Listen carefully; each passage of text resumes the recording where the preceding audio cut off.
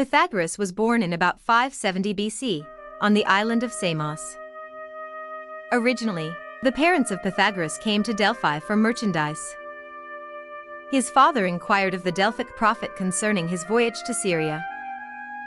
He was told that his voyage would be lucrative, that his wife was pregnant, and would bring forth a son surpassing in beauty and wisdom all that ever lived.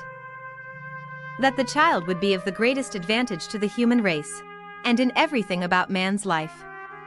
His father cared to have his son nourished with various and the best disciplines and by the best teachers. As a lad, the demeanor and aspect of Pythagoras were most venerable, so that he was even reverenced and honored by older men. It was reasonably asserted by many that he was the son of a god. Pythagoras, at the age of 18, departed from Samos. First, to meet the great Anaximander, and then to Thales at Miletus. Thales increased the reputation Pythagoras had already acquired by communicating to him such disciplines as he could impart. He encouraged him to sail into Egypt and associate with the Memphian and Diospolitan priests, which Pythagoras did.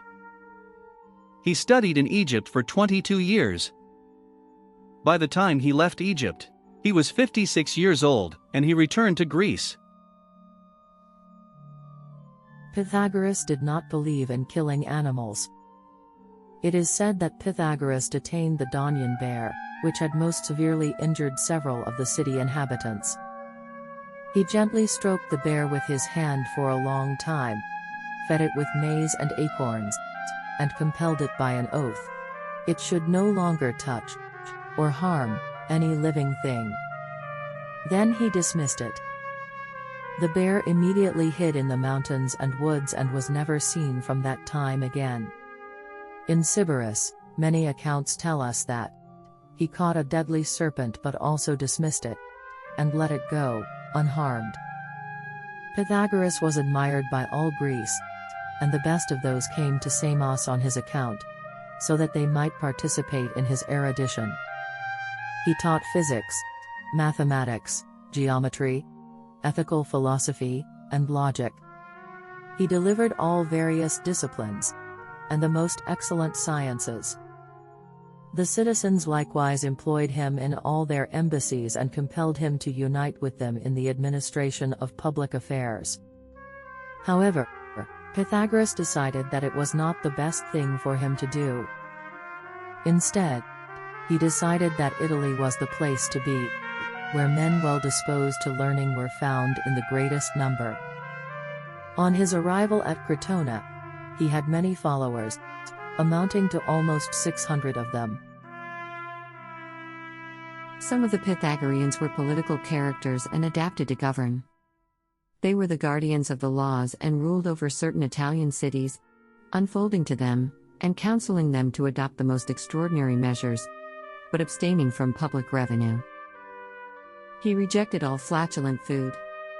He encouraged his students to abstain from such things as impede to prophesy, or to the chastity of the soul, or the habit of temperance, or of virtue. He ordered them never to sacrifice animals to the gods, nor by any means to injure animals. He encouraged them to abstain from anything animated, nor drink wine or beans because of many sacred and physical causes, and such reasons pertain to the soul. He ordered those politicians that were legislators to abstain from animals, as well. For as they wish to act in the highest degrees justly, it is certainly necessary that they not injure any kindred animal.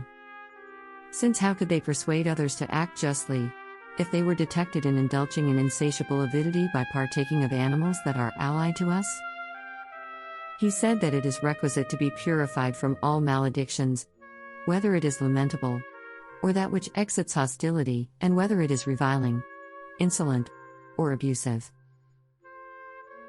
Pythagoras was likewise of the opinion that music contributed greatly to human health, if it was used appropriately.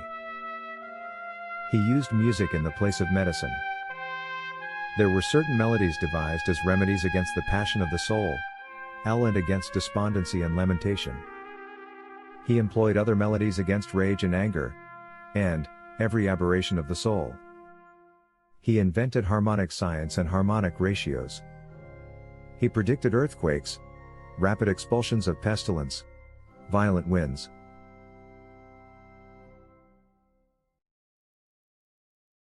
Pythagoras Teachings is a website dedicated to ageless wisdom and spiritual teachings. This is an educational outreach founded by Marguerite Darboggia. Marguerite is the former secretary, membership secretary, and director for ISA, the International Society for Astrological Research. She is the former publisher of Cosmos, the ISA journal. She is a co-founder of UAC, and also its past secretary and director. Her goal is to serve humanity and the spiritual hierarchy of our planet. Learn more about us, and subscribe to our newsletter at pythagораsteachings.com. Pythagoras was